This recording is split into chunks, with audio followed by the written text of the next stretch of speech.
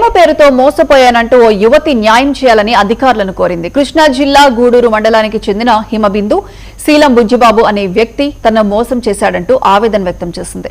తనను వివాహం చేసుకుని మరో యువతిని పెళ్లి చేసుకునేందుకు సిద్ధమయ్యాడని బాధితురాలు ఆరోపిస్తోంది. కొద్ది రోజులు తనతో కలిసి జీవించిన శీలం బుజ్జిబాబు ప్రస్తుతం ఆమె ఫోన్ కాల్స్ కు స్పందించకుండా దూరం పెట్టడానికి వాపోయింది. తన దగ్గర అన్ని ఆధారాలున్నాయని పేర్కొంటూ న్యాయం చేసి బాధ్యుడిపై చర్యలు తీసుకోవాలని విజ్ఞప్తి చేసింది. ఒక అబ్బాయి నాతో ఫ్రెండ్షిప్ గా ఉన్నాడు సార్. 10th తర్వాత మేము ఎవరికాలం సపరేట్ అయిపోయాము.